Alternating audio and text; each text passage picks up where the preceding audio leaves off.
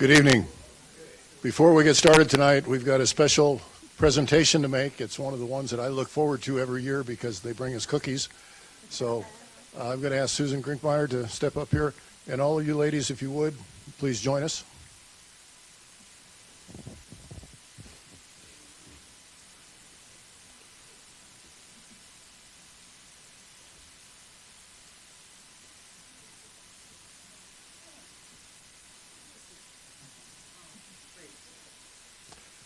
We have Girl Scout Week coming up here next month. We won't be having a meeting before that, so we wanted to do this tonight. It's a proclamation for the Girl Scouts.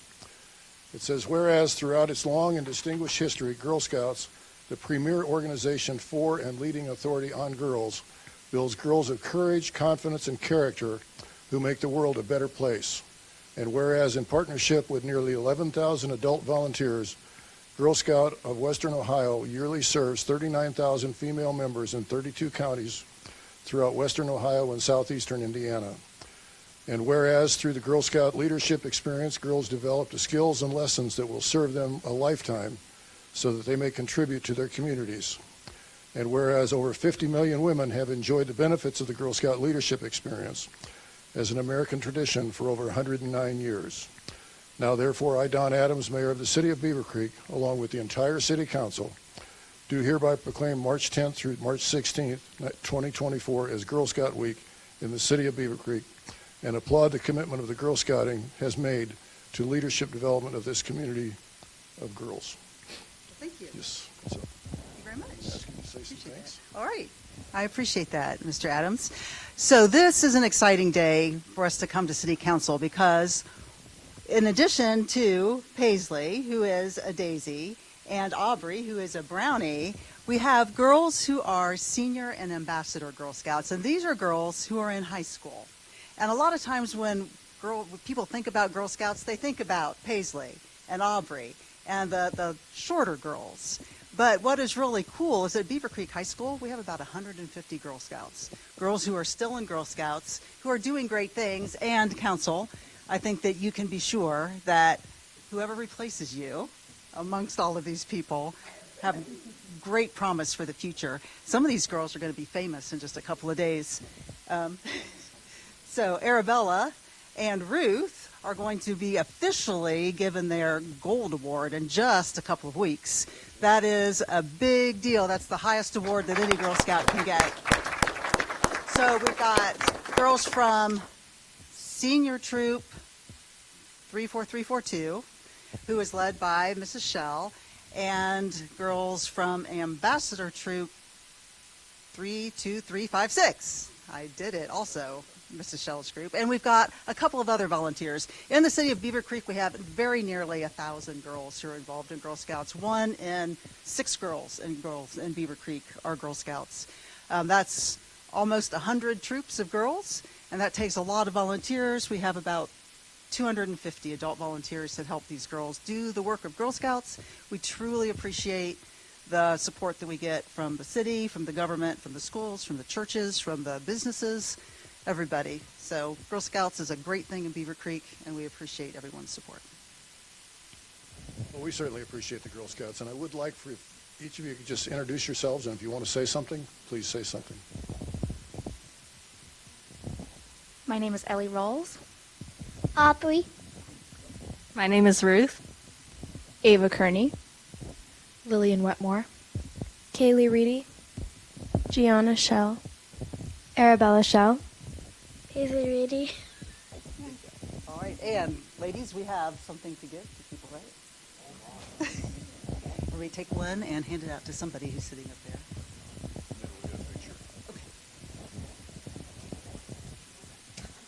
Council's been bugging me about these cookies for the last week, so.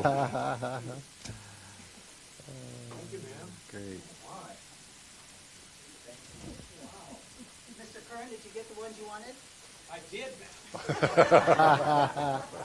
Thank you very much. It was great. Toast. French toast inspired. We'll share. Ladies, if you could get together, we'll get a photo with the proclamation. And Joanna's coming.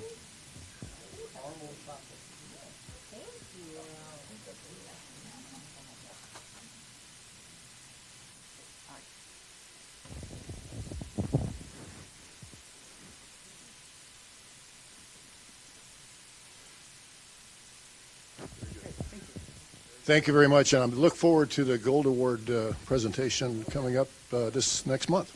Thank you so much.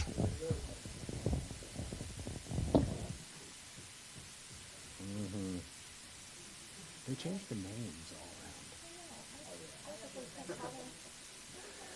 You got the Adventurefuls. Yours were called,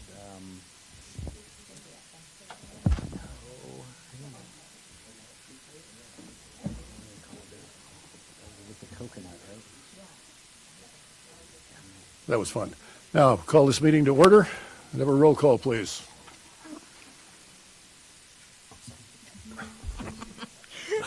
Councilmember Curran. Here. Councilmember Dewar. Here. Councilmember Garcia. Here. Councilmember Literal. Here. Councilmember Schwartz. Here. Vice Mayor Bales. Here. Mayor Adams. Here. Now I'll turn it over to Councilmember Garcia.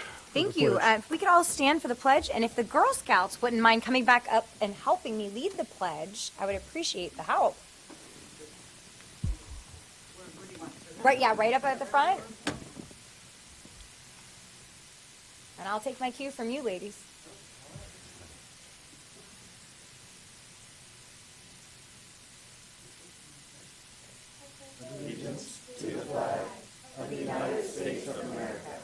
And to the republic for which it stands, one nation, under God, indivisible, with liberty and justice for all. And if you could all remain standing just for one more moment for the prayer. Lord, we are meeting today to conduct matters of business. Guide our hearts and our minds in the spirit of fairness, right thought and speech. Impart your supreme wisdom upon our activities so that our affairs may reach a successful conclusion. Thank you for being our source of guidance this evening. Amen. Thank you. And ladies, you're welcome to stay with us the rest of the evening, or you can go home, whichever works You're best not for you. discussing sidewalks, right? There you go. All right, we have an agenda before us. I think we're looking for a motion to amend it. Motion to amend agenda to add decision item C, Your Honor, DC fly-in. Motion to approve this amendment. Second. I have a motion and a second to amend the agenda. All those in favor signify by saying aye. Aye. Opposed, same sign. Now, I need a motion to We approve the agenda, amended agenda. or amended agenda. Second. I have a motion and a second. All those in favor signify by saying aye. Aye. Opposed? Okay. We have a set of minutes in front of us for the February 12th, 2024 regular meeting. February 12th. Move to approve. A second. I have a motion and a second to approve the February 12th regular meeting minutes. All those in favor signify by saying aye. Aye. Aye. Opposed? Passed. Chief. Scheduled speaker. Well, good evening, Mayor, members of council. It's truly a pleasure to be here. My dear friend Mike T. would always say, it's a pleasure to be here, and it truly is this evening when I have the opportunity to talk about our recent awards banquet that we have once a year. We had this at the end of January, and is it the right or left or the... I can manage the police department, but this thing gives me fits. There we go. So we held our annual departmental meeting on January the 24th of this year, which covers the entire year of 2023 and all the accomplishments, our goals and objectives. And the highlight of that evening, aside from typically eating, is the presentation of numerous awards and accolades that we have for our members. And we start off the meeting this year with each quarter we pass out letters of recognition and letters of commendation. The letters of commendation, it's a departmental commendation award. It's simply a certificate that's signed by the chief of police that recognizes an outstanding performance or achievement. So those are the ones that receive them quarterly. Some of those were for taking down numerous massage parlors. We had We had several other incidents of noteworthiness. We had several folks arrested that were stealing cell phones and iPhones from FedEx trucks. That turned out to be a federal case, which was these folks were dealing with numerous states along the East Coast. And we had officers that were just simply dealing with people with some serious injuries from accidents and taking care of them. Then our letters of recognition that come out quarterly as well is another letter that's signed by the chief, which shows above average initiative and effort. And some of those were just things that you just don't, that above average initiative and effort, just going a little bit above and beyond what you're expected to be doing. And a lot of that typically involves time on doing your own thing outside of work. One of the officers up there, I don't want to bring it to attention, but he recently received a very nice letter from a lady where him and his son went out and shoveled her driveway, just knowing that she wasn't able to do that on her own. So when those things come to my attention, either something I've learned or it's been brought to my attention, they'll receive a letter of that nature. And we do those quarterly as they occur. Then we move into our dedicated years of service for our staff, which each month one of you will read off all of the different members we have. We recognize by providing a engraved plaque with thanking these folks for their dedicated years of service to the police department and to the community. And records clerk Faith Lambert, she has 25 years in our records department. Started out as a communications operator and moved, it's probably been 15 or 20 years ago, she moved into the records department. We have, with our citizens on preventive patrol, we honor them at 20 years. That was something they came up with, and we allowed them to do that. And we have Mr. Lynn Hayes, who has been a member with our COPP program for 20 years. And a reminder, these are our volunteers that simply volunteer. And they come out and they get no financial reward for this, and they save the city on the average, I think, right around $27 or $28 an hour. That's the federal amount that we're allowed to credit to their service as being a volunteer within a police department. We also have Mr. Jim Madsen, who received his 20 years of dedicated service. And again, him and Lynn have been with us for quite some time. Moving into our awards where we honor and recognize those members within the agency for their contributions for the whole year. Mr. Scott Nielsen is one of our 19 active COPPs that we have right now. And just as a quick reminder, in 2023, they gave almost 2,300 hours of volunteer service to our community. A lot of that took place during the Popcorn Festival and any of the parades that we have, and plus their daily time of being out on patrol, vacation house checks, securing parks, helping us on crash scenes, dealing with disableds. When the weather gets nasty, they're very busy as well. So Scott Nielsen received the COPP of the Year, and this award recognizes the performance of that member who displayed a positive attitude and a high degree of teamwork and volunteerism throughout the year, and they exemplify a commitment to community policing, our preventative initiatives, and carrying out the mission of the police department. So that is Mr. Scott Nielsen, who received that award for 2023. Our civilian of the year went to a dispatcher, a communications operator, Brittany McCormick.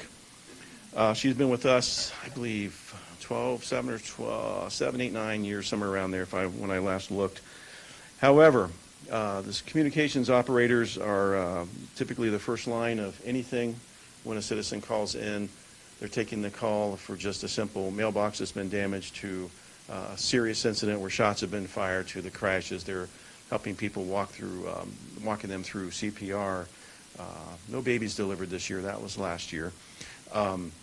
So Brittany McCormick received it this year, and it recognizes her outstanding performance as a communication operator and a performance as a civilian with, again, that positive attitude, a high degree of teamwork, and exemplifies our consistent level of achievement towards carrying out our mission statement and departmental goals throughout the year. And we'll move into our Officer of the Year, Officer Timothy Lambert, which is Faith's husband. He's been with us, Tim's been with us 26 years now, and the Officer of the Year award goes to that officer that recognizes their performance as the police officer, the sworn member, who again displays that positive attitude with a high degree of teamwork and exemplifies a consistent level of achievement towards our mission statement and departmental goals. Tim is one of our field training officers, which they have been extremely busy the last 3 to 4 years with the 20 different officers that we have had to hire. So these two are in the academy right now that we have recruits. As soon as they are out, Tim is probably our go-to FTO, who has the most experience, and he's put a lot of time in as a field training officer the last 2 or 3 years. So, and he's also training our new field training officers. So those are our member awards for the year. And something we don't have every year, it only occurs when there's a need to. And this year, on November 20th, around 8:35 p.m., we had the incident at Walmart. The first line of calls coming in went to those 3 young ladies on the top, our dispatchers. Then our officers that were some of the first into the business, the 2 sergeants were commanding the scene until upper command staff could get there. They basically were dealing with it when it first happened. Our Meritorious Service Award, the officers will receive a certificate signed by the chief, and they receive a ribbon, the service ribbon, which is up there in the top corners that they can wear on their uniform. It recognizes performance or achievement which demonstrated exceptional service, diligence, perseverance, or initiative during a major, critical, spectacular, or noteworthy incident, which is exactly what we had that evening. I know city manager was on scene that evening and kind of has a firsthand experience of what was going on at that time. That is not something we pass out each and every year. It just as they occur. It's been a few years since we've passed out, or these folks have deserved a Meritorious Service Award. I have to mention the one officer on there by the name of Officer Bond is not ours. He's from our neighbors at the Fairborn Police Department. We recognized him at our departmental meeting. Then myself and another captain went to their departmental meeting where they recognized him with a similar award. He was the young man that came in not knowing exactly what was going on, went immediately to one of the, probably the most seriously injured victim, and rendered care to that person, not knowing what was going on around him, really didn't have much of a concern of what was going on either end of the aisle. He was dealing with that person, and he was recognized for his bravery and his service that evening on behalf of our agency. And then we had 2 gentlemen who went in, the first 2 that went into the scene that evening when this suspect took their own life. They were probably about 10 to 12 feet away from him when he did that. He knew they were coming. Once everything was put together through the FBI, we reviewed videos and body cameras. He knew they were coming, and he took his own life. These gentlemen right here received this Medal of Valor, which is hanging there. They received the ribbon, and they received the pen that goes below it. This was typically worn on. What they're wearing right there is their Class A uniform dress coat. It would be displayed on that dress coat. They received a certificate from the Chief of Police, the medal, and the service ribbon. And this is where the employee risked their life in an effort to save the life of another, or performed in an outstanding manner under life-threatening conditions. We've only passed out, in my 32 years here, this is the 3rd Medal of Valor that we've passed out in my time here. So that is a summary of our departmental meeting, and it's always an honor and a privilege to be able to be there, and the city manager was able to be there. Then the mayor was there on behalf of the COPP position that he has. And it was a nice evening. They humbly received their awards, which sometimes we do not like doing, receiving accolades and awards, because we're just doing our job. I've said that many times myself, but they humbly received everything that evening, and I just want to simply say thank you to the men and women in blue that support this wonderful community that we have in the police department. I want to thank my city staff partners, the other directors. We're working together quite often. I want to thank the city manager. I want to thank all of you as city council, and most of all, I want to thank our citizens, those whom we serve. Without them, we wouldn't be needed. And again, it's a privilege and honor to be serving this time as your chief. So, thank you. Very good. Thank you, Chief. Be sure to pass along to your staff our appreciation as well. I will. From everyone up here feels the same way. So we got a good group of people over there. So thank you. Yes, we do. Thank you.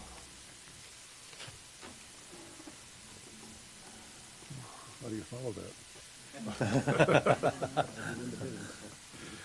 All right. Ordinance, resolutions, and PUDs. Ordinance 24-2. Ordinance 24-2, an ordinance to vacate a portion of public right-of-way of Cross Country Drive upon application of the owners of property abutting the same right-of-way. This is a second reading. Anything else from staff? I move to approve 24-2. I have a motion and a second to approve ordinance 24-2. All those in favor signify by saying aye. Aye. Opposed, same sign. Very good. Ordinance 24-4. Ordinance 24-4, an ordinance enacting and adopting a supplement to the Code of Ordinances for the City of Beavercreek and declaring an emergency. This is periodically done. The ordinances are codified along with the Ohio Revised Code updates. Although these ordinances were previously adopted, this allows the updated Ohio Revised Code sections and any new zoning code updates to be adopted by council. Ms. McHugh, you have anything to add? No, just as the clerk has said, these are through, though, for our code purposes, through December 12th of 22, and then for state statutes through 1/6 of 23. So it's always behind process. So, but we do also, though, for the public, post more current information. It just hasn't been placed in the codification in our official code book yet, but it is still there available for the public. But we want to adopt this to bring everything up to speed as quick as we can. Yep, that's why it's an emergency. Any comment from council? Do I have a motion? Motion to approve ordinance 24-4 as an emergency. Second. I have a motion and a second to approve ordinance 24-4 as an emergency. All those in favor signify by saying aye. Roll call. Excuse me. Thank you. Councilmember Dewar. Yes. Councilmember Schwartz. Yes. Councilmember Curran. Yes. Councilmember Garcia. Yes. Councilmember Literal. Yes. Vice Mayor Bales. Yes. Mayor Adams. Yes. Okay, resolution 24-8. Chief, we get to talk with you again. Good evening. I do have two grants for you this evening. Resolution 24-8, a resolution by Beavercreek City Council authorizing the city manager to accept a grant through the Ohio Body-Worn Camera Grant Program administered by the Office of Criminal Justice Services, OCJS. Thank you. We have once again applied for and have been notified of our eligibility and receiving of a grant through the OCGS program through the state of Ohio. The body-worn camera grant program that they have right now, the funding, the grant they have provides funding to agencies to develop their own body-worn camera program or to expand or update their existing program. Our monies will be used to expand and update our current program that began in 2017 with the approval of the city manager. When he first started, he was aware of what we were doing and was all on board with that. So we do appreciate him for that. This grant monies for this year, we're eligible for the amount of $87,062, which will be completely reimbursed to us. There is no local match required, and we are going to use it to update our existing body cameras. As the ones we have purchased in 2017, we've replaced a few times, but now they are basically outdated, and we're going to the next version with the same company. With these monies, we're going to be able to buy 32 different brand new body cameras, 20 different in-car docking stations, and that will include the warranties and hardware and all the configuration and so forth. So it's basically going to be enhancing what we have been using since 2017, which has proven to be invaluable. Staff recommends council to approve the police department to accept this OCJS body-worn camera grant. Okay. Council, anything? Move to approve Resolution 24-8. Second. I have a motion and a second to approve resolution 24-8. All those in favor signify by saying aye. Aye. Same sign. It's passed. The fact that we don't have a match is really nice. Yes, that it is. Resolution 24-9. Resolution 24-9, a resolution by Beavercreek City Council authorizing the city manager to accept a grant through the Ohio Traffic Safety Summer Holiday Enforcement Program, SHEP. The state of Ohio always has different acronyms for everything. So we usually have received the Selective Traffic Enforcement Program and the Impaired Driving Enforcement Program, STEP and IDEP. However, this year we were not eligible because we did not have any fatalities in the year prior, which was a good thing. However, when you don't have a fatality, you're not up for that grant. However, the state has come out with this year the Summer Holiday Enforcement Program, which will cover the high holidays for over the same time frame of April 1 through September, the end of September. So we were notified of our eligibility to receive this grant through the Ohio Traffic Safety Office to provide funding for the High Visibility Enforcement, HVE they call it. It's a universal safety traffic approach designed to create deterrence and change unlawful traffic behaviors. It combines highly visible and proactive law enforcement targeting a specific traffic safety issue. The Summer Holiday Enforcement Program grant hours must be used to conduct HVE activities in areas to impact fatal crashes by targeting occupant restraint, speed, distracted driving, aggressive driving, failure to yield, etc. SHEP grant eligibility is for a maximum requested amount of $16,232.89 of reimbursement to the city for officer overtime and fringe benefits. There is no local match required for this grant. The grant period runs from April 1st, 24 through September 30th of 24. And that will cover that will take care of 172 hours of selective traffic enforcement, the high visibility and traffic enforcement. Staff recommends council approval for the police department to apply for and accept this Summer Holiday Enforcement Program grant. Input from council? Have a motion? Motion to approve Resolution 24-9. Second. Have a motion and a second to approve Resolution 24-9. All those in favor signify by saying aye. Aye. Opposed? Same sign. Okay. Thank you. Thank you, Chief. You can sit down for about 5 minutes. I hope it's 5 minutes. Resolution 24-10. Resolution 24-10, a resolution authorizing sidewalk repairs by assessment. Yes, good evening, Mayor, members of City Council. Before you tonight is a resolution where, if approved, would be the first step toward the city implementing a sidewalk repair program as permitted in Chapter 729 of the ORC. And kind of to kick things off, I think it's good just to touch on a couple of priorities.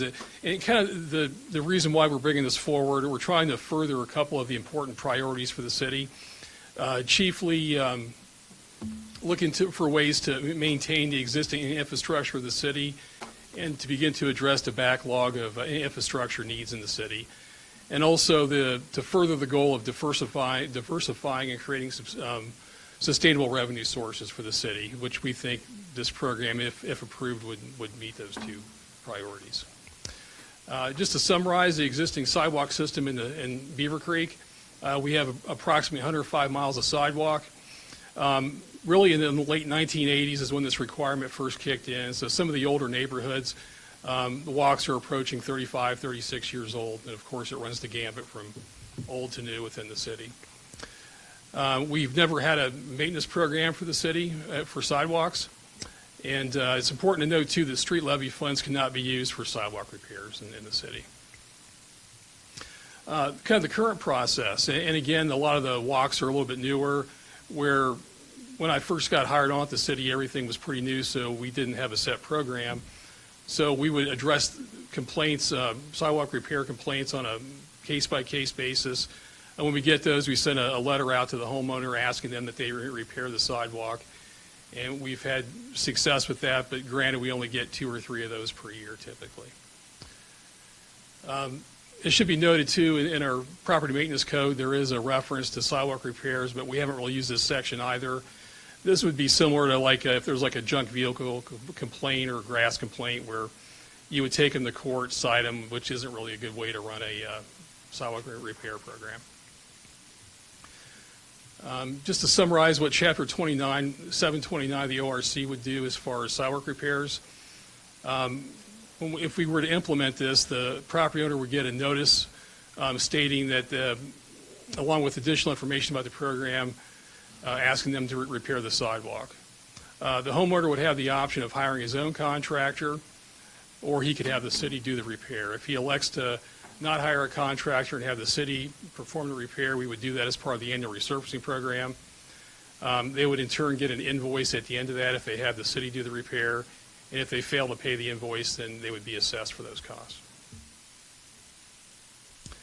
Just a couple of positive negatives I put together. With the current process, again, just sent them a polite letter out asking them to repair the walk. No cost increase for the homeowner. They would get additional time to do the repair, where if we do the Chapter 729 process, we have to set a tight time frame for them to finish their repairs so we could proceed with if we have to do the repair.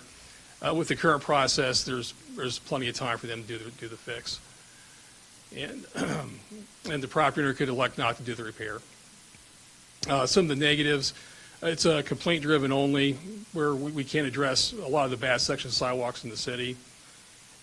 We can't really ensure compliance with the repair request, excuse me, because there's no real leverage to get them to comply with that. With the assessment process, there's a couple positives where the financing for the repair costs, we would assess that over say, a 5-year period where they wouldn't get hit with the entire repair cost all up front. We would spread that out over a period of time. The property owner benefiting from the repair is the one that pays the cost of the repair instead of the taxpayers in general. Again, there's some improved flexibility for the city as far as the timing of the repairs and the way we would choose to run that program. And there are some savings, economies of scale savings if we include that as part of the overall program, where if they do multiple homes on the same street, then there's some cost to be seen if we do that. Some negatives I'd like to point out as well. There is an increased cost to the property owner for the repairs. There's no real history of sidewalk assessments in the city of Beavercreek. In fact, since I've been here, the only assessments I believe we've done are where people would submit a petition voluntarily asking council to assess for lighting or a roadway, something like that. There's no history of going through and saying this is like as provided in Chapter 720 or 729. There's increased staff time in administering the program, and larger lots, obviously, if you get a big lot, double frontage lot, you might incur some higher costs than others might get. In looking at some of the surrounding jurisdictions, how they run their repair programs, you can see the predominant method of fixing walks is through the assessment process. There are a couple of city-funded cities out there that we did find. But yeah, again, the majority are going through the assessment route. And just to summarize, if City Council chooses to approve Resolution 2410, it would allow staff to begin utilizing the sidewalk repair program using Chapter 729. If it's not approved, we would just continue with the existing process where we would issue the complaint letter on a complaint case-by-case basis only. With that, be happy to answer your questions.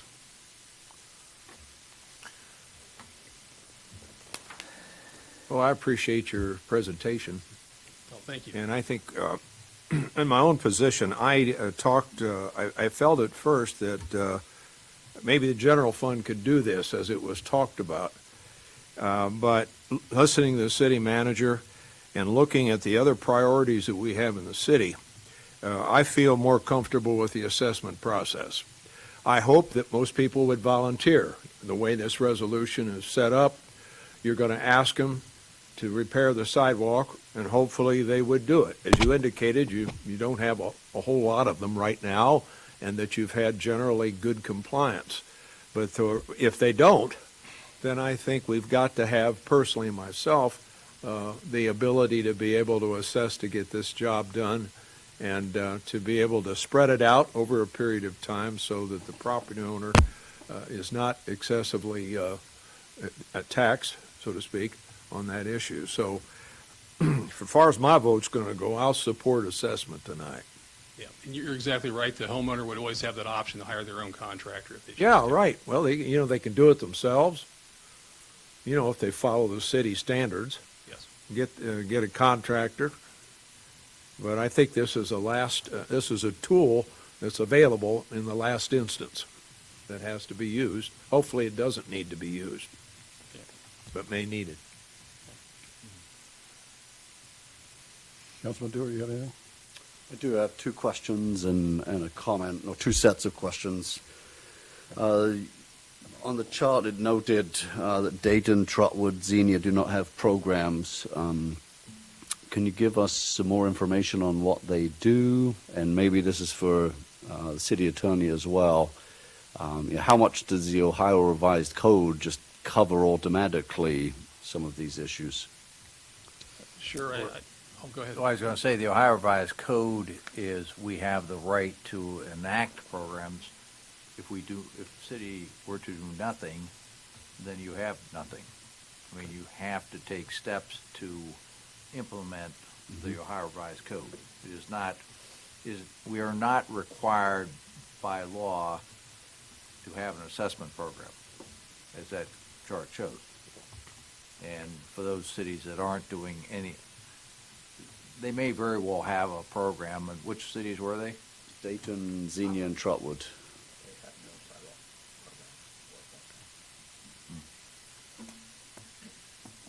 I'm surprised with Trotwood. I thought they did on that one.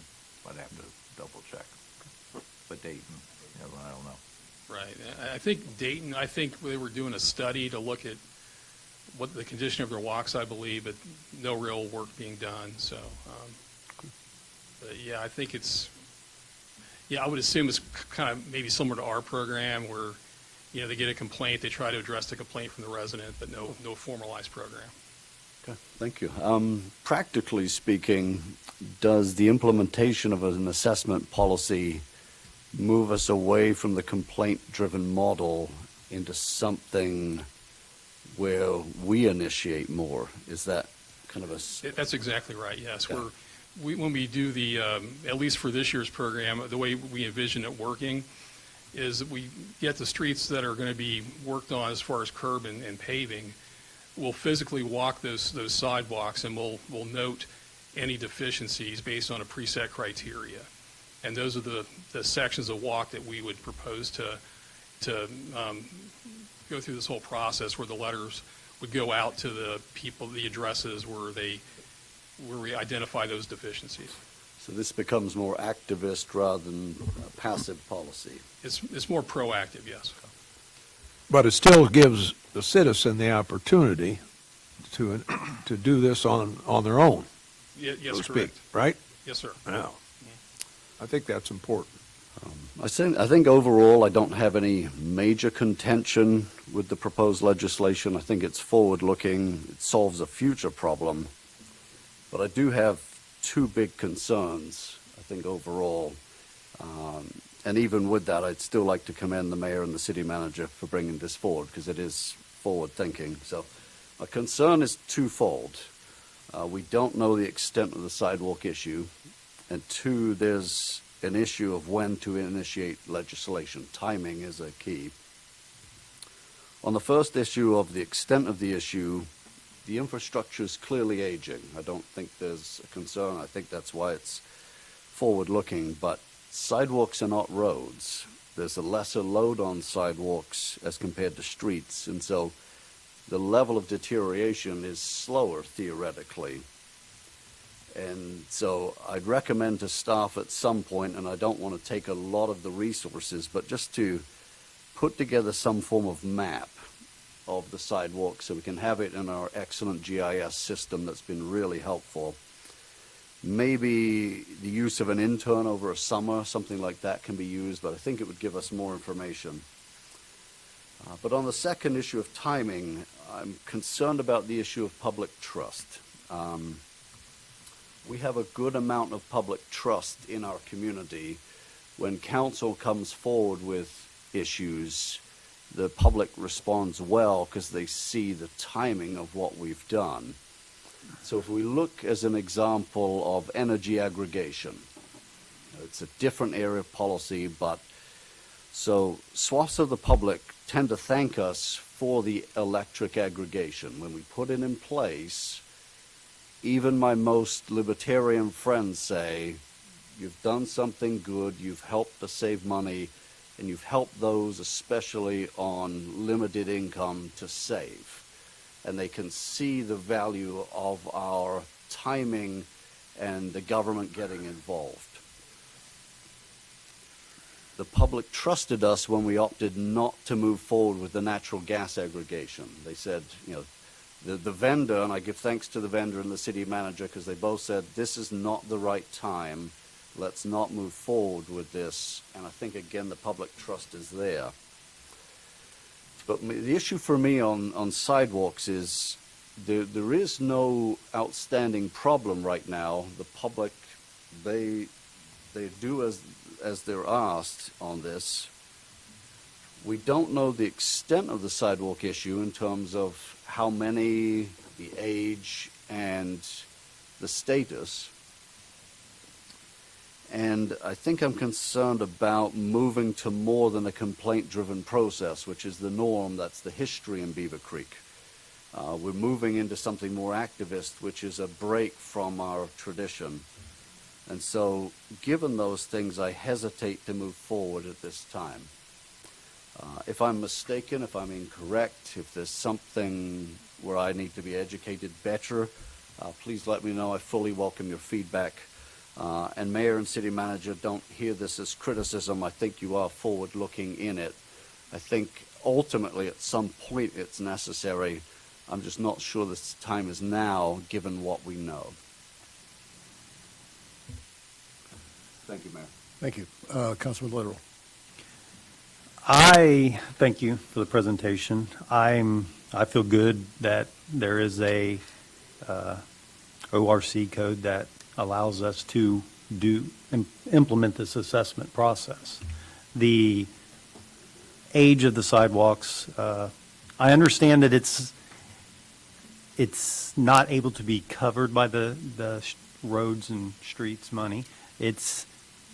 But I still look at sidewalks as being part of our infrastructure. I think that our infrastructure is as it's aging, we have to get in front of it. You can't get like many jurisdictions have gotten about different programs because of the costs and worried about it. And bridges are a big problem because there's significant costs. It's all over Ohio. I feel like now, because we don't believe that it's a huge issue right now, with only a few sidewalks every year being identified as by citizens, this may not be a huge cost to individual citizens right now. And I did have one question regarding the actual walking of the sidewalks during the street paving for whatever particular area we're doing at that time. Would it be correct to say that individuals getting sidewalks repaired at that time, the same time the roads are being done, that could possibly be cost savings by those individuals because they could possibly use the same contractor that's being used for curbs and everything? Yeah, I think if the city contractor does it, there would be some savings because they're out there doing curb repairs anyways. They're already mobilized. They're doing multiple houses all at the same time. So there's some economies of scale, I think, where if the city's contractor did it, they might get a better price with that. Yeah, they're free to shop the market. Maybe somebody would give them a better deal. And part of the benefit of it, too, is we would know what our costs are when those notices go out because we're going to open bids here soon. So the cost per square foot is going to be set. So we could actually tell the individual, if you want the city to do this repair, it's so many square feet, so it's going to be X number of dollars. And they could go take that price to contractor A, B, and C and see if they could beat that price. Okay. And you said that that the program would enable us to spread these payments out over a period of up to 5 years. That's right, yeah. If we do the assessment, it would be over a 5-year period. Okay, yeah. I think I'm definitely on board with the assessment for sidewalks. Thank you. Councilwoman Schwartz. Thank you, Mayor. I do have one follow-up question. Do we have enough time? I know that we've discussed this at work sessions. Do we have enough time to implement this for the programs that we're looking at this year? Sure, yeah. The real deadline is getting the legislation completed and over to the county to begin the assessment process, where I think it might be very difficult this year to do that. So the drawback is more than likely we wouldn't be able to pass that legislation until, it wouldn't be filed until September of 2025, which means you wouldn't collect the money until 2026. So it's possible to implement the program is to follow what's in Chapter 729, but as far as the city collecting the money back via assessment, there would be some delay in that. Yeah. Well, I would hope that the volunteer spirit and the success that you've had with people stepping up and repairing their particular sidewalks would continue, and that the ability to have to assess maybe would not be needed. But I think you still need to have that there to complete the program. Yeah, certainly I hope for the same thing, yes. Absolutely. You know, I'd like to echo some of Council Member Curran's comments from the beginning, is that, you know, we initially looked at this, we had thought that we may have some funding to address that current issue.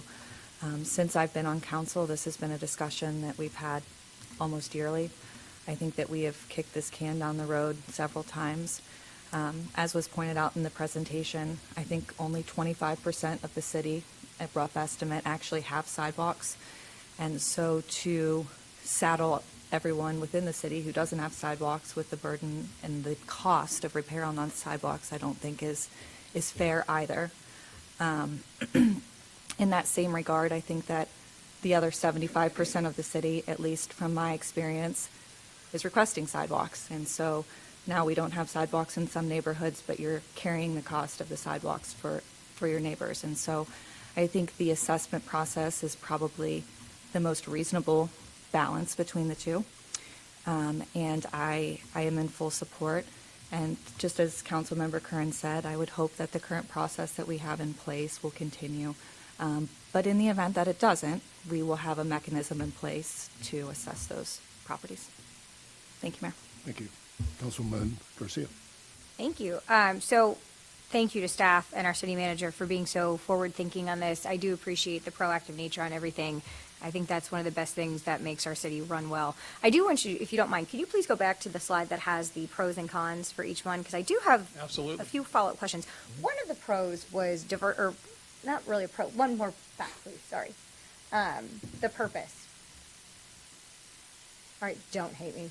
You can go back to the pros and cons. I'll figure it out. Sure. One of the reasons we talked about this was diversifying our revenue, and I would challenge that. Where is the revenue coming from? Is it if people fail to fix the sidewalk? Is there a tax imposed or a fee imposed on them thereafter? Where's the revenue actually come from? Yeah, the revenue, I think what that speaks towards is, you know, previously we had some conversations about possibly using general fund monies to address the issue.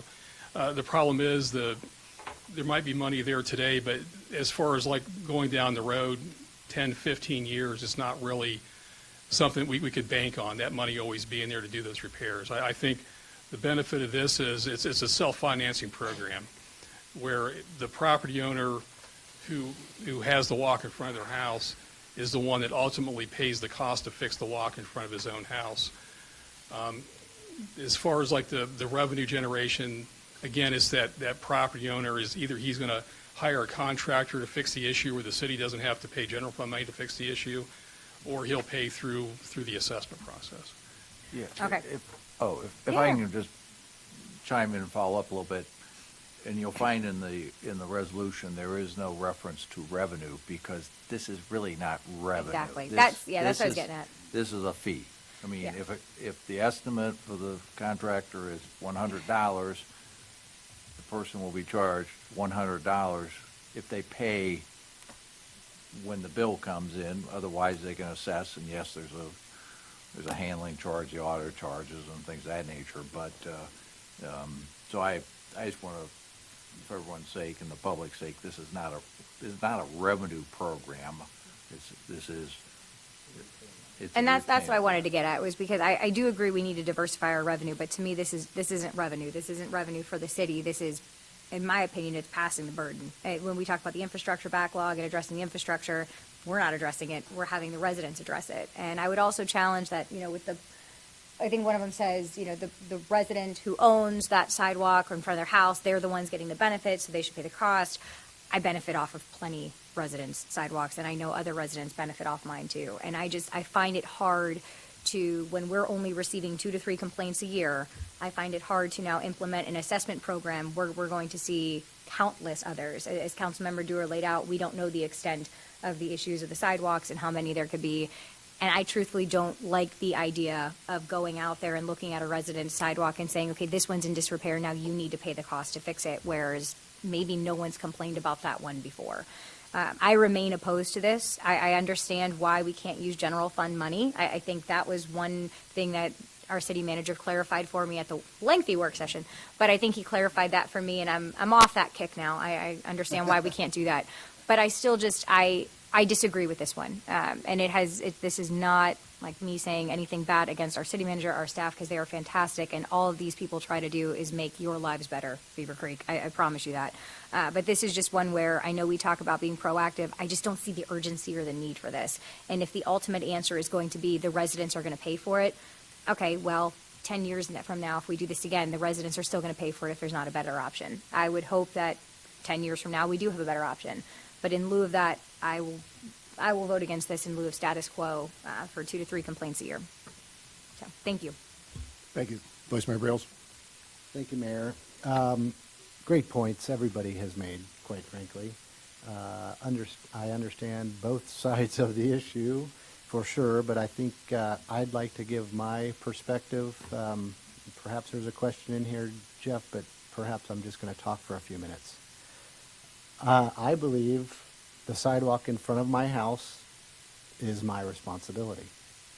And I believe that all property owners have responsibilities to maintain their property. Just like we mentioned junk cars or tall grass, it is my feeling that sidewalks are just about the same. If my sidewalk is cracked and broken, I would not expect the city to fix it, and I would not expect my neighbors to have to pay general fund money to have my sidewalk fixed. So we have excellent compliance from residents when we've brought up safety issues on sidewalks. So I think that's fantastic. And I think that kind of foreshadows perhaps that even if we implement a program, there's going to be a lot of compliance. And assessments are really the last part of the whole plan, right? I mean, Correct. It's just the last part. I've said it once, but I do not think general fund money should be used on sidewalks. There are 3/4 of our community that don't have sidewalks that pay into our general fund, and therefore I don't think it's right for those people to be paying to repair my sidewalk, which I already said I believe is just my responsibility. However, if we pass this resolution, I'd like to see our policy on inspection fairly written so that we aren't marking up every tiny little crack or blemish to a sidewalk and requiring undue repair, right? I think things that are safety concerns should be marked up. Crumbling sidewalks and so forth obviously can be written up. And finally, I think I would like to see our policy follow our street repair program. So I would like to see that focus annually be on those sidewalks adjacent to the streets, because I do think there's going to be an economy of scale using contractors that are bidding on the sidewalk program, that are following the curb repair and so forth. And then I guess I wouldn't want the city out there looking for other issues. But I think if we follow our street program and then we do handle the sidewalk complaints like we get a couple of times a year on top of that, then I can support the resolution. Just say, I think you raised some very great issues, and having a consistent way we're going to look at sidewalks and what we're going to mark up, what we're not, is a very important part of it. I'm happy to share that information. I would like to see it. Thank you. Thank you. Excuse me. I asked to have this brought back up because one of our strategic priorities we set at our strategic planning was to address our aging infrastructure. We only have 25% of our homes that have sidewalks right now, but some of those are over 30 years old, and there is some work that'll have to be done. I agree with Vice Mayor Bales. I've always considered the sidewalk in front of my house, whether it was on the corner lot that I had or the other one, that's my responsibility. I need to fix that. So at this point, I would like to know about the preset criteria that you're going to be using, though. That would be, I think that's important to notice or note, because as someone else said, if there's just a crack there, that doesn't necessarily mean it has to be replaced. I would probably replace my own, but I don't want the city coming in and saying just because there's a crack, it has to be, in my opinion, a danger to someone. Certainly. And I think yeah. that's what we have to use as part of that criteria. Yeah, I'm happy to provide that to you.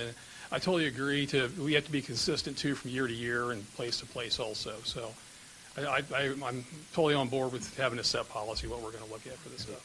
Yeah. And I agree with following the street plan. We don't have the people to go out there and look and walk sidewalks. I mean, we really don't. I mean, if we wanted some down the road, if we wanted to do an intern to do the GIS and find out exactly where the sidewalks are, I don't have a problem with that, but I don't want someone going out there looking for those problems. So I have one other question, or one other comment. We talked a little bit about not being a revenue source for the community. I totally get that. Assessment is not a revenue source, but one thing I thought is important for us to realize is that it's not a burden on our general fund either, and we can choose to do other necessary projects with that general fund money as opposed to fixing sidewalks.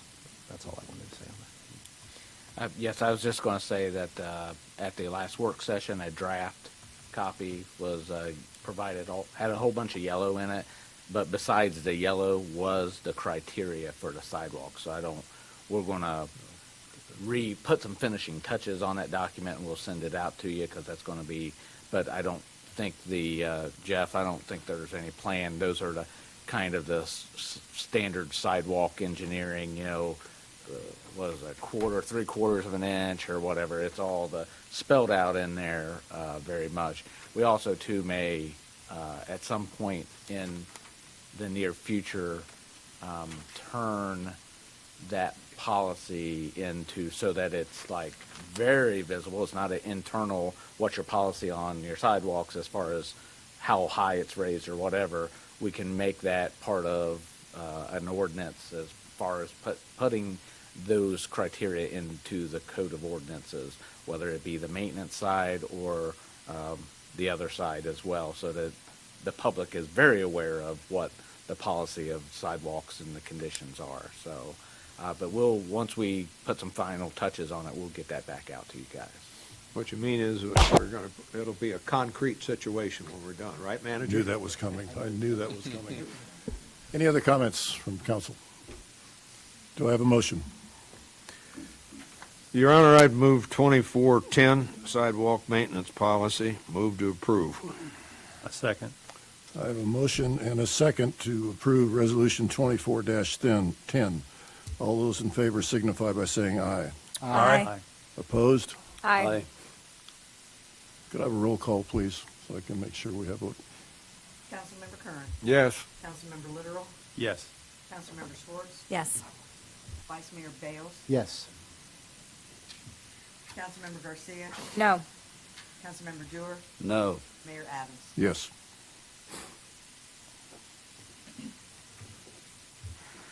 Moving on. Chief, you're up again. Chief is up again. I think this is it for the night for me. We have a liquor permit before you this evening. It's involving the Cold Spot drive-through located at 4138 Dayton Senior Road. This says the Ohio Department of Commerce, Division of Liquor Control sent notification of a request to transfer the liquor permit, which is a C1 and C2 permit from Umba LLC to Vinaharta LLC, again at the Cold Spot located at 4138 Dayton Senior Road. All of our records checks required on behalf of the Ohio Department of Commerce Division of Liquor Control were completed. There were no concerns or issues with the applicant and shareholders on this application, and we are recommending this application request move forward without any further comment. Is that next to the Santa Fe? Is that the one? Or No, is it it's the other one down there, Dairy Queen? It's down closer to Dairy Queen. It's on the opposite side of the road. All right. I'll move to accept without comment. Second. I have a motion and a second to approve this liquor license transfer. All those in favor signify by saying aye. Aye. Opposed? Thank you. Thank you, Chief. Decision items. I'm so excited about this. I hope I can keep it all straight. All right, we're going to have board and committee appointments. We will be starting with the list that we have here with the Planning Commission. We have one vacancy that we're going to add. So, we need, I move to open nominations for the Planning Commission. Second. here we have a motion and a second, to open nominations for Planning Commission. All those in favor signify by saying aye. Aye. Opposed, same sign. And nominations. I nominate Carlton Francis. I nominate Norman Essman.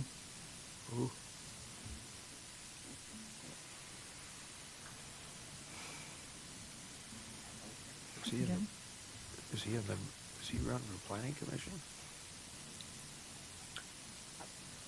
Move to close nominations. Second. I have a motion and a second to close nominations. All those in favor signify by saying aye. Aye. So we have two names. We have Carlton Francis and Norm Essman. We do.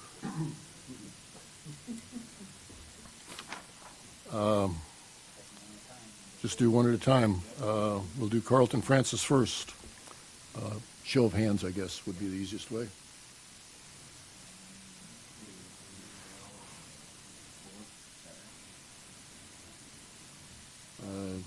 Norm Essman.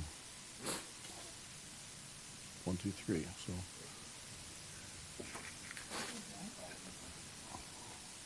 Huh. I look at that thing, it looks like Board of Zoning Appeals. Yes. Move to open nominations. No. We have to appoint. Move to appoint Carlton Francis Cuckoo. to the Planning Commission. Second. I have a motion and a second to appoint Carlton Francis to the Planning Commission. All those in favor signify by saying aye. Aye. Opposed, same sign. Okay, next one up is Board of Zoning Appeals. Move to open nominations for Board of Zoning Appeals. Second. I have motion and a second. There's too many things here. A motion and a second to open nominations for Zoning Board of Appeals. All those in favor signify by saying aye.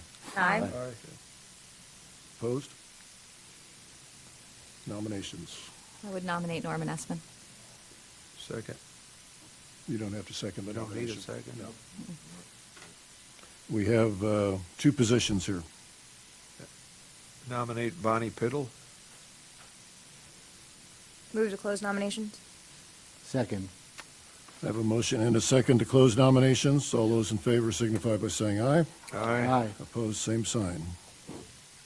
We have two nominations for two positions, so I will take, Do we have to vote who gets the full term and who gets the unexpired term? we do, you're right. Do we have? Usually an incumbent would get a full term. Right. That's fine. I just don't know if we need to make that formalized. Yeah, you should. Yeah, we should. So do we have to remove Do we the move? nominations, Can or? we just move to nominate one of them?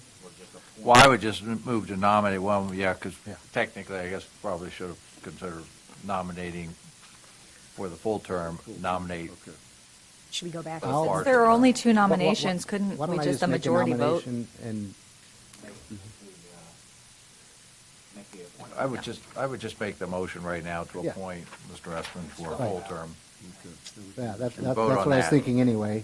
Move to appoint Norm Essman to the full term and Bonnie Piddle to the unexpired term. Second. There you go. That does it. I have a motion and a second to appoint Norm Essman as the incumbent for the full term and Bonnie Piddle to fill the unexpired term. All those in favor signify by saying aye. Aye. Opposed? Motion carried. Now we have the Tax Incentive Review Council. We have one position available. Move to open nominations for Tax Incentive Review Council. Second. I have a motion and a second to open the Tax Incentive Review Council. All those in favor signify by saying aye. Aye. Opposed? Do I have any nominations? Nominate Carrie Martin. Move to close nominations. Second. I have a motion to close nominations and a second. All those in favor signify by saying aye. Aye. Opposed? I need I move to appoint Carrie Martin to the Tax Incentive Review Council. Second. I have a motion and a second to appoint Mr. Martin or Carrie Martin to the Tax Incentive Review Council. All those in favor signify by saying aye. Aye. Opposed? And next one up is Parks, Recreation, and Culture Board. I move to open nominations for the Parks, Recreation, and Culture Board. Second. I have a motion and a second to open up the nominations for the Parks, Recreation, and Culture Board. All those in favor signify by saying aye. Aye. Opposed? We have three positions available here. One, Move to nominate Christina Heaton. Move to nominate Douglas Getz. Move to nominate Jennifer Conover.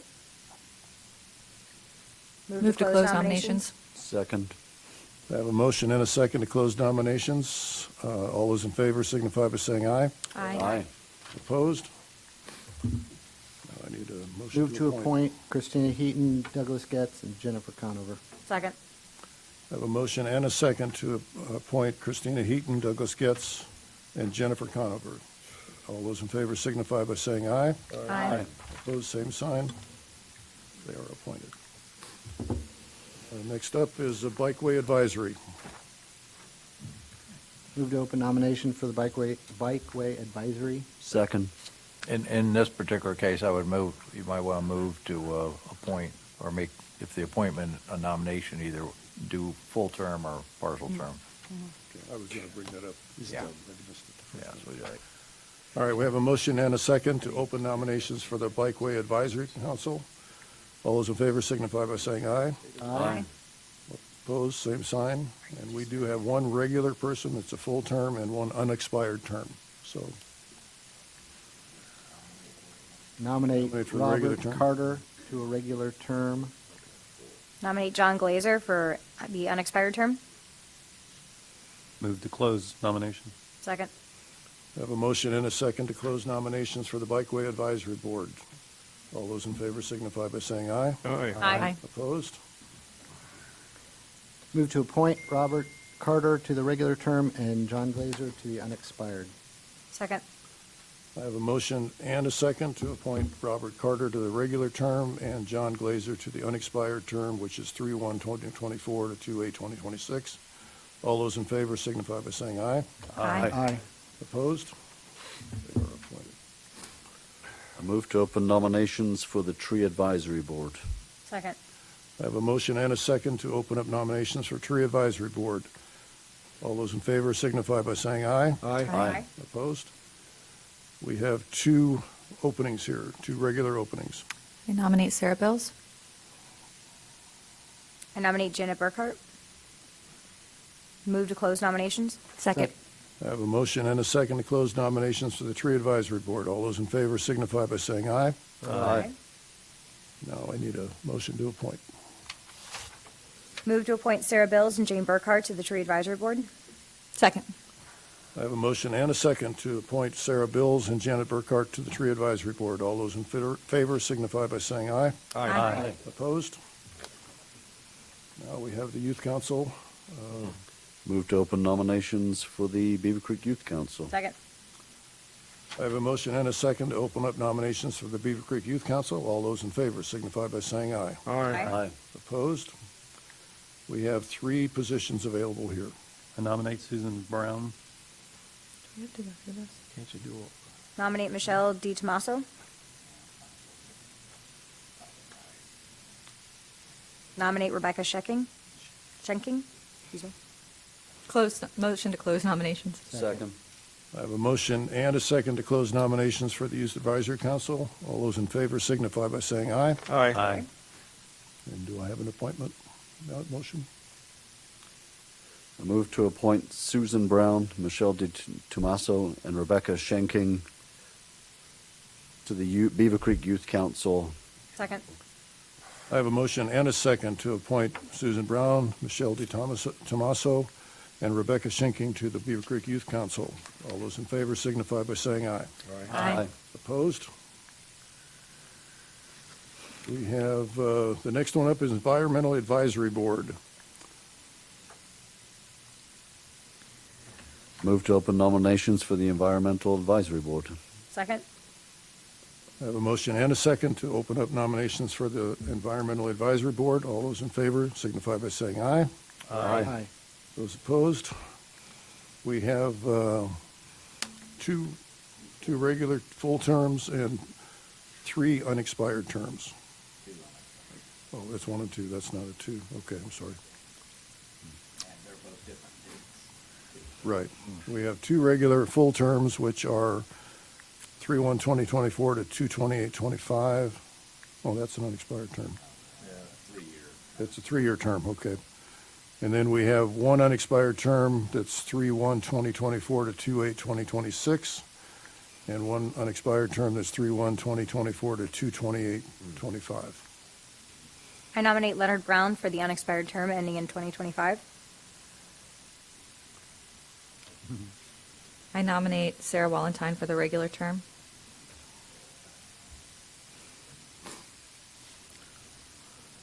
Nominate Tony Brodus for the full unexpired full term.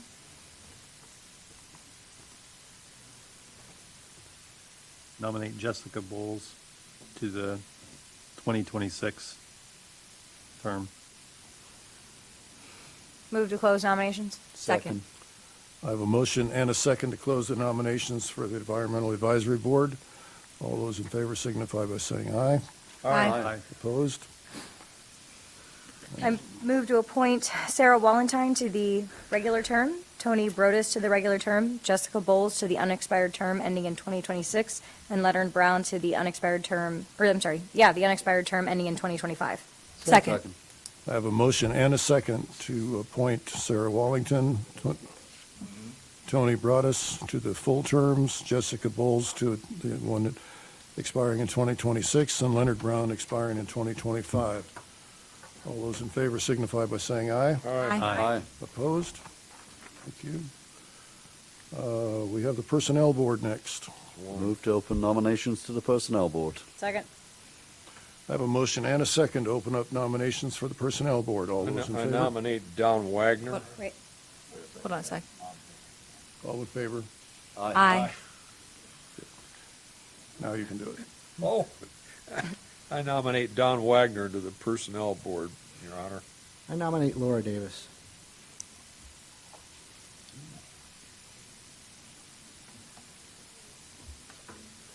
Move to close nominations.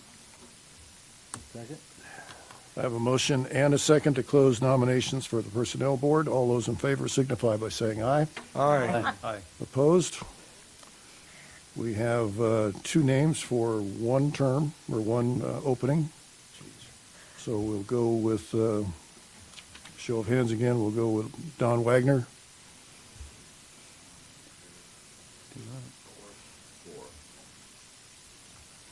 And then Laura Davis. Okay. Motion to appoint. Dead-end deal. Mr. Wagner. Move to appoint Don Wagner. Second. I have a motion and a second to appoint Don Wagner. All those in favor signify by saying aye. Aye. Opposed? Same sign. Next one up is the impact fees. We have 5 openings, but there's no applications, so we'll move on to the next one. Mr. Mayor, I thought we had an applicant that I read had put impact fee on his application. As a number 2. Ronald Stoneham. Yeah, there's number 2 and there's no other number. Yeah, it was a number 2, and we have no other applicants, and we have not appointed to this position in quite a while.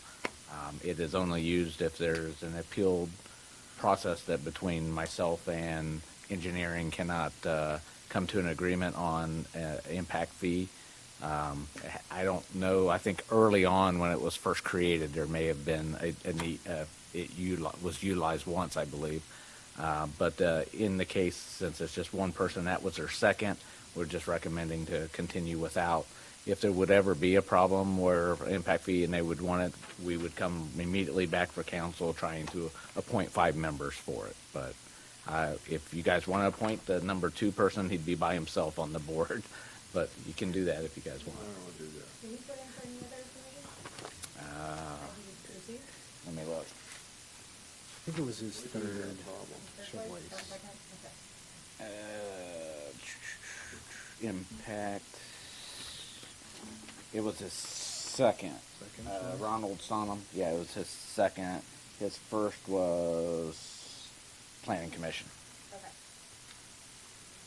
Okay, just wanted to ask. I noticed we had someone interested. Hate to turn them away. Well, you can nominate if you want. We can open it up. No, I mean, it makes sense. I suppose if we ever had an impact fee issue, Bring it to council. I would love to make sure he gets considered. Right. We'll definitely have him there. Okay, Greene County Board of Health is the next one up. Move to open nominations for the Greene County Board of Health. Second. I have a motion and a second to open nominations for the Greene County Board of Health. All those in favor signify by saying aye. Aye. Opposed? Same sign. There's 2 people needed here. One's an incumbent, and one is a doctor that they requested. So, Move to nominate Andrew Root.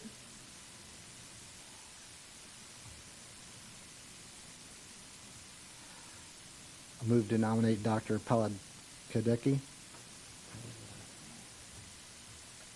Move to close nominations. Second. I have a motion and a second to close nominations for the Greene County Board of Health. All those in favor signify by saying aye. Aye. Opposed? I need a motion to appoint. I move to appoint Andrew Root and Dr. Ratna Palakodetti. Oops, very good. I have a motion and a second to appoint both of these people. All those in favor signify by saying aye. Aye. Opposed? Okay. And then I have the Green Metro Housing Authority. Move to open nominations. Second. I have a motion and a second to open up nominations for the Green Metro Housing Authority. All those in favor signify by saying aye. Aye. Aye. Opposed? And we're looking for one person here. Your Honor, I nominate Stacy Leggett. Move to close nominations. Second. Second. I have a motion and a second to close nominations for the Green Metro Housing Authority. All those in favor signify by saying aye. Aye. Opposed? I need a motion to appoint. Move to appoint Stacy Leggett. Second. I have a motion and a second to appoint Stacy Leggett to the Green Metro Housing Authority. All those in favor signify by saying aye. Aye. Aye. Opposed? She is appointed.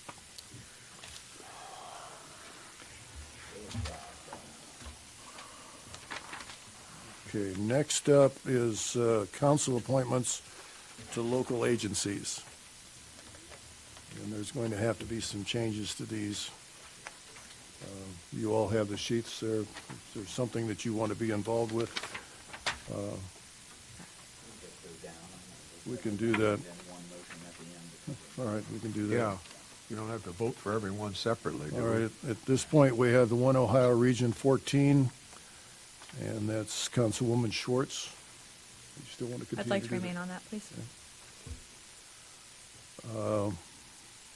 Someone want to be the secondary to that? I can add me a second.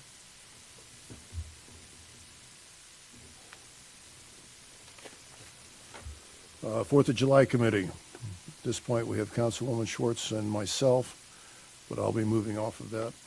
I'd like to remain, please. Okay. Someone else want to be the secondary on that?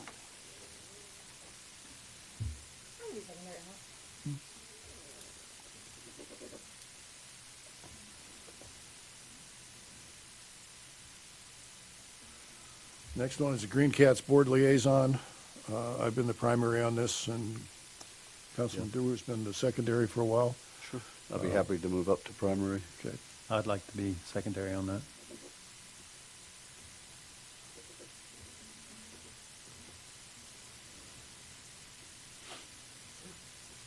That's good. Yeah, they actually have a meeting coming up this Wednesday morning. You don't have to attend, but I mean, it's just. Actually, it's not March 1st yet, so. That's right. I'll have to go to the meeting then. Never mind. At least take effect March 1st. Never mind. I'll be there. All right. Greene County Family and Children First Council. Councilman. Primaries, Your Honor. You're the primary. Yeah. Let's do that. And Councilwoman Schwartz, you were secondary on that. Happy to remain unless someone else wants to. Greene County Water Advisor Task Force. We have Vice Mayor Bales, who's primary. Let's stay with that. Yep. And Councilman Dewar, you were secondary. Yep, I can stay. Greater Dayton Mayors and Managers, I'll be the primary on that. Vice Mayor Bales will be the secondary. That just kind of falls into the positions we have. Miami Valley Regional Planning Commission, Councilwoman Garcia, you've been the primary for that. You want to continue with that? And Vice Mayor Bales, you were the secondary. I have space if either one's interested, but yeah, not pushing for anything. Okay. Just if it's there.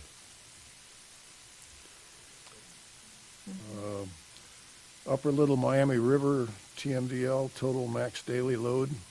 We've got Vice Mayor Bales, who's primary on that. Councilman Curran is secondary. Okay, Your Honor. Stay with that. Yep. We got the Ohio Mayor's Alliance. I'm primary on that. Vice Mayor Bales would be secondary. Beavercreek Youth Development Committee, I've been the primary on that, and Councilwoman Garcia has been secondary. That's one I don't mind still continuing with, but if someone else wants to take that on, that's all good. I also have my name in here a few times, so if anyone wants to step in as secondary, I'm happy to do that as well. I can do that. Secondary, literal. She's secondary for the Beavercreek Youth Development. Liberals going to be secondary?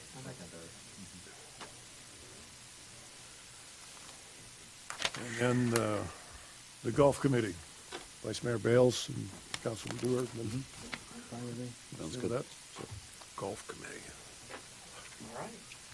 all right, I need a motion to make those appointments, if you don't mind. You don't have to list them all, but Move to approve as submitted, Second. discussed. I have a motion and a second to approve these appointments. All those in favor signify by saying aye. Aye. Aye. Opposed? Thank you very much. Goodness, that's- Got through it. All right, council time. DVC flying we added. Oh, I'm sorry. Right, to see it. Yes, we have one more. I apologize. Thank you very much for that. Mayor, yeah, we just got notification, actually, yeah, we got it in the mail yesterday, but actually, Councilwoman Garcia brought it to my attention, what was that, Friday sometime? She said she saw it up on the website, I think, before we got it. But as you know, it's a time sensitive to get registered. We already had budgeted 3 council members to go that was in the part of the 2024 budget, so it's yours to take from there. And we'll then get registrations and flights and all the fun stuff. Yeah, we have to choose who's going. I know City Manager Landrum definitely should be there, but I think that's all part of his budget anyway, so that would mean 3 of us can go. I, as mayor, would like to go, and I think the vice mayor should be also a second one regardless when it comes to that. I have yet to attend a fly-in, and I would love the opportunity. So at this point, we need one more. So I would agree, as former vice mayor, mayor and vice mayor should absolutely be the 2 that go. I would say, I love these things. I would go every year if council would let me. So I'm going to throw my name in. But I also have one more year on council next year. So if I don't go this year, I will ask to go next year. But I do think it's incredibly important for whoever to go on this council because there are so many representatives from all over. Yeah. And the ability to kind of spread out our resources is incredibly helpful. So if there is another council member who is interested in going, I will gracefully bow out this year. But I will warn I'll probably be asking to go next year. I will say this is May 13th, 14th, and 15th. This year. It's later than normal, and it'll also be over a council meeting on the 13th. So So we'd be canceling that meeting. Odds are pretty good we'll have Yeah, to cancel that we'll have to meeting. cancel that meeting.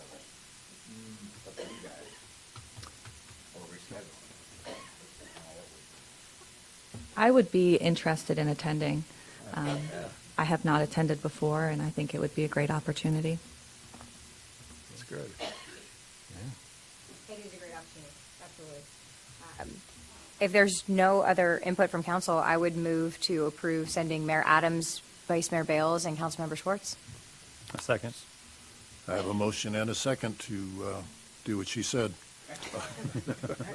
All those in favor signify by saying aye. Aye. Aye. Opposed? Very good. We'll get working on the. So now, unless I missed something, council time. All right, let's mix it up a little bit tonight. Vice Mayor Bales. You're kidding. All right, great. I'd like to thank the Girl Scouts for coming in, giving us treats. My daughter is a proud Girl Scout, and we are out selling cookies, every weekend and so forth. And so the Scouts, both Girl and Boy Scouts, they do amazing things for our community. So thank you. I'd also like to congratulate all of the police department award winners and the Medal of Valor. Pretty amazing. And so thank you for bringing those to our attention, Chief. The mayor and I got to attend the Tecumseh Council Eagle Scout Award luncheon in Springfield yesterday, where 44 scouts were honored for their Eagle Scout, including my son, Jack, so it is a proud dad moment. Wow. So I want to thank you, Mayor, for the recognition that you gave all of the scouts, including my son yesterday. Yeah, there were actually 10 from Beavercreek. This Wednesday, I will be attending the Greene County Builders and Developers Yep. Forum at the engineer's office Right. at noon, and we'll hear about the state of our residential building in our community and throughout the county, and I'll report back on anything I hear. About a week and a half ago, our Golf Advisory Board met. We got a great update on the stormwater projects that just about wrapped up at the golf course to really help a lot of the big erosion problems on hole number 9 and hole number 11. And that was paid for using ARPA funds. So I look forward to getting out there. I haven't been out there yet this year to play any golf, but I should have taken an opportunity today, I think. There were a lot of people out, I can tell you that. We also discussed food and beverage operation and some desired improvements that the committee kind of kicked around, and Steve Click is also talking about some other food options at the grill. So we'll see. I'll keep you posted on that. I suspect you will hear more about that as we talk more in committee meetings. And the final thing I wanted to kind of talk about was we had a great turnout for boards and commissions. We had a lot of people submit, and I always hate not appointing people who are interested in serving. And so I guess I would like to at least maintain this database, because I know we've talked a lot this year about having some citizen forums or some opportunities to reach out to the community and talk about issues that are important to us, taxation, for example, and there's just a lot of people that may not serve formally on a board or didn't get appointed to a board, but I would love to be able to reach out to them, and I think that they've shown interest in us, so I'd like to give it back. So if the city manager could keep that list, I would really appreciate it. Yeah, thanks. That's all. Thank you, Vice Mayor Bales. Let's see. Councilman Curran. Thank you. I would echo the Vice Mayor's comments concerning the Scouts, congratulating them for the fantastic work they do with young ladies and throughout the community, and they've always been a very effective group in helping young ladies to grow and be good citizens. Also the Chief, and recognizing those officers that were presented to us tonight for the outstanding work that they did at Walmart and just the challenges that they faced, and we're just very, very proud of them. Had the opportunity to attend the Day of Caring at our Senior Citizen Center. Had a chance to talk to a number of citizens. Interestingly enough, two of them said, I said, have you ever watched Channel 5? And they never heard of it. It was very interesting, good conversations, but had a nice turnout, and I was very glad to be a part of that. Yeah, that's it, Your Honor. Thank you. Councilwoman Garcia. Thank you. I also would like to congratulate all of the officers and the civilians who work with the PD on all of their awards and accomplishments. It is very often a thankless job, so I understand why they don't like getting awards sometimes, but I think we have an amazing law enforcement office in this city, and we're very grateful for them. Also, thank you to the Girl Scouts. I look forward to my yearly donation.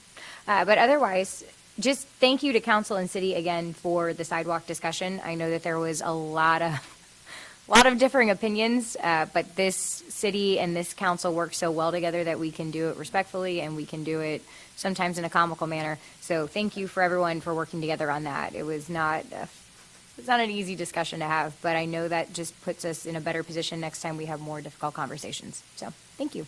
Thank you very much. Councilwoman Schwartz. I also want to echo a lot of the comments. First, the police awards. Chief, you are so gracious in recognizing everyone in the department, to include the award winners, but I also think that you deserve the same recognition. Leadership comes from the top, and you do a phenomenal job, and so under your leadership, our police department has been incredibly successful, so thank you to you and your department. I also would like to recognize the Girl Scouts. As a former Girl Scout, I hope that we are growing young leaders. I know that we're growing young leaders, and I also look forward to my yearly contribution.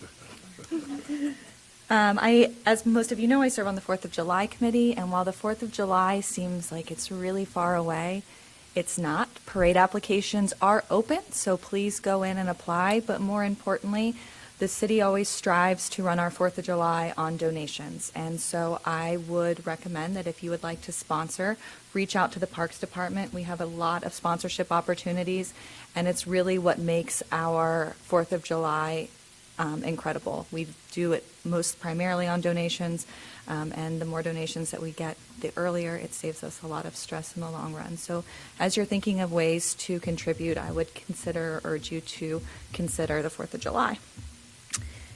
I also want to echo Vice Mayor Bales' comments about the nominations that we received. When I first started on council, there were sometimes different committees that didn't have enough nominations, and we didn't have to make hard decisions. And so I would like to thank the residents for their involvement. I think that we are always encouraging residents to participate in as much as possible, and I think it's a great idea that Vice Mayor had suggested in keeping those who are interested and finding ways to help them participate. Last, we will have a Region 14 meeting tomorrow, so I will have a lot of information to come back to you all with in March. We will be setting regional priorities. We're going to be establishing a review committee, and we're also going to start addressing the allocation formula. So while the meeting is tomorrow, if there is any regional priority in terms of the opioid epidemic that this community needs, I urge you to reach out to me, and we can consider that in our discussions for tomorrow. That's all I have. Thank you, Mayor. Thank you very much. Councilman Dewar. Thank you, Mayor. I would like to thank Faith Lammert for 25 years of service, Len Hayes for 20, and Jim Madsen for 20. It really is remarkable to have that level of longevity with those in and connected to our police department. And to echo the discussion from earlier, just the awarding of the Meritorious Service Award and the Medal of Valor, it just always makes me sleep better at night knowing there are so many selfless people out there, and in this case, put their lives on the line for all of us. So a massive thank you. And Chief, thank you for your great connections to the department in Fairborn. I think that's a very nice way of honoring our neighbor and how they work so well with us. So I appreciate that. Also want to say a big thank you to our road crews for their work this winter. We had a snow event earlier this week, and so it was a little unexpected, but just seemingly the crews were out so quickly and anticipated it, and that's a credit to those that get out, to the division head, and to the city manager. So thank you all for your coordination. It really allows just the city to function and to work very well, so appreciate all of that. Thank you, Mayor. Thank you very much, Councilman Literal.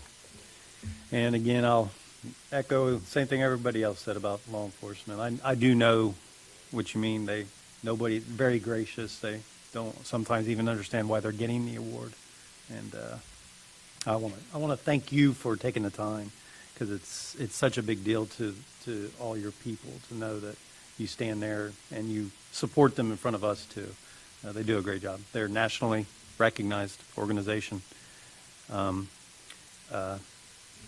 Scouts, I appreciate the cookies. I've never had one in a bag before from them to the box, so I'm looking forward to that. I'm kind of excited about it, actually. What Vice Mayor Bales had to say regarding the applications that came in, from last work session, it was rolling around in my head, and that was exactly what I thought. I think it's a great idea, and I really think even if we're thinking of Future Citizens Academy, all of them should know that they're coming and, their input into it. The weather today along the lines of sidewalks was fantastic. I had the opportunity to get out and do a little run, and it turned into more of a walk than a run, unfortunately. It's the first time I got out. The sidewalks were being utilized by lots of people. I've seen lots of people out today. Okay, so it is important. I think that I appreciate all the work that you've put into this to try to make sure that we keep this very, very important infrastructure part of the Beavercreek community and us getting around. And I'm looking forward to getting on these committees here, attend a couple meetings and try to figure out exactly, become more involved in them. And that's all I have. Thank you very much. I have a few things.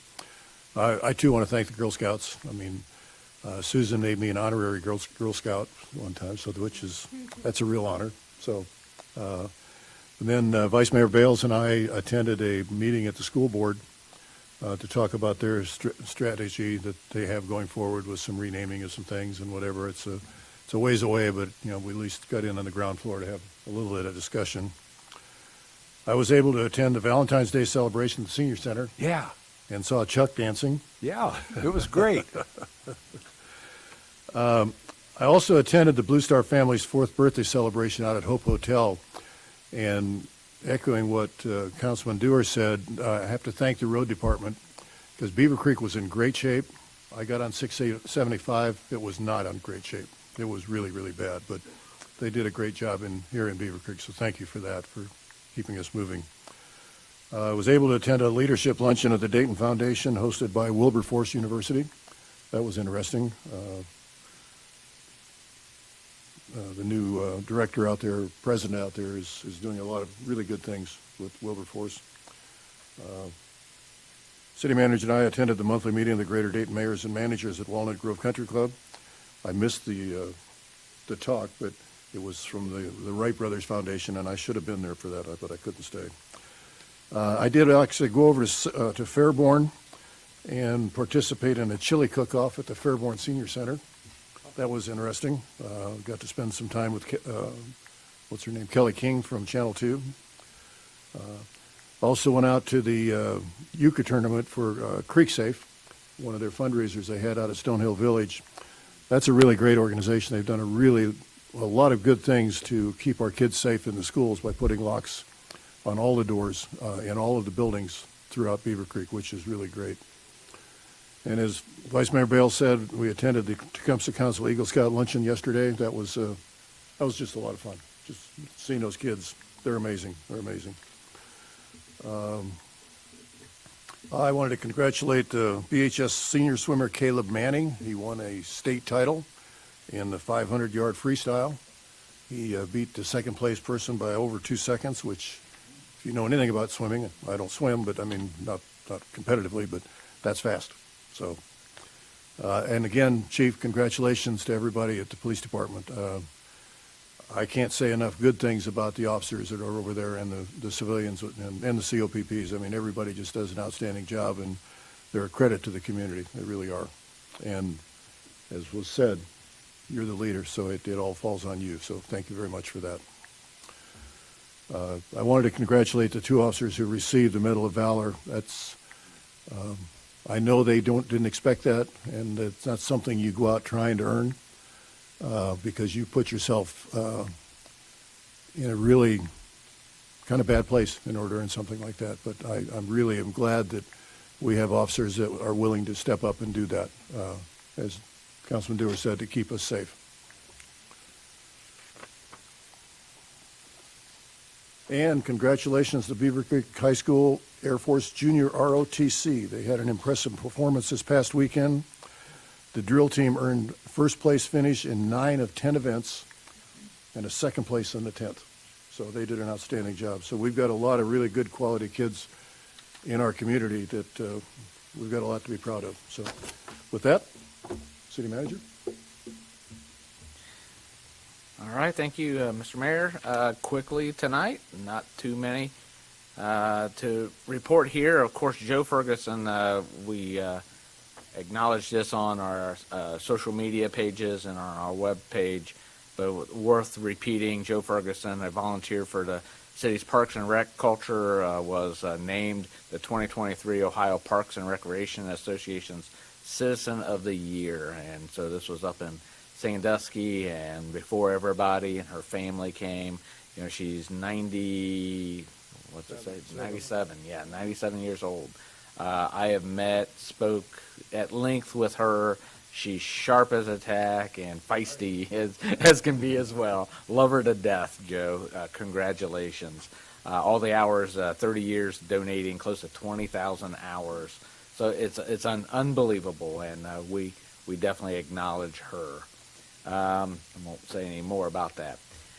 City of Beavercreek is hiring, of course, this Friday is March 1st, so we have spring coming up, and we need help from golf to parks, camps. I will say that in a couple weeks, the camps will open up and registration.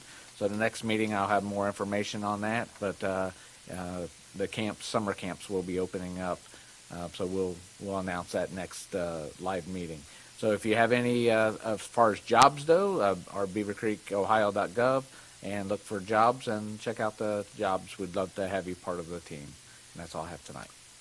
Thank you, sir. Now we come to the citizen comments. If there's anybody in the audience that would like to stand up and say something, please do so. Don't all rush up here at once. Just Carolyn. All right, we'll close that section, and I'm looking for... Move to adjourn, Your Honor. That's what I'm looking for.